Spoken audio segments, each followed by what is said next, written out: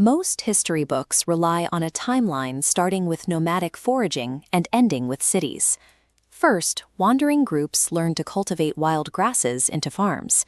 This consistent food allowed them to build permanent homes. Only later could these organized settlements build massive stone monuments. This linear cause-and-effect sequence, foraging, farming, then monuments, served as the primary framework for archaeology throughout the 20th century.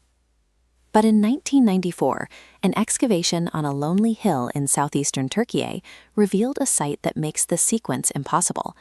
Archaeologists uncovered circular stone enclosures housing massive limestone monoliths.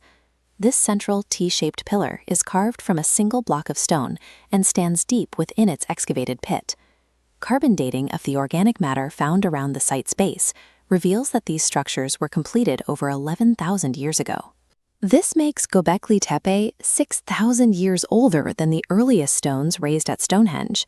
It predates the construction of the great Egyptian pyramids by a margin of 7 millennia. The site places a complex architectural project thousands of years before the invention of farming, contradicting the established models of human development. Construction involved limestone pillars weighing up to 20 tons each. Without wheels, metal tools, or domesticated animals, builders moved these monoliths using only thick ropes, wooden sleds, and raw human strength. To pull this off, hundreds of nomadic people from different groups had to stop wandering and cooperate on a single, massive project for years at a time. This level of labor organization was once thought to be impossible for societies that hadn't yet settled into permanent agricultural cities. The site served as a vast ceremonial hub, where these hunter-gatherer groups met to perform complex spiritual rituals. The stone surfaces are covered in detailed carvings.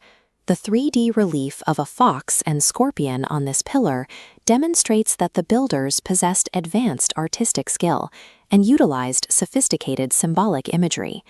Evidence of fire pits and large stone basins suggests that these circles were active centers for nighttime gatherings and shared spiritual life. Then, for reasons we still don't understand, the creators deliberately covered the entire complex with thousands of tons of soil and rubble. While this intentional burial effectively ended the temple's use, it also acted as a protective seal, shielding the carvings from the elements for 11,000 years.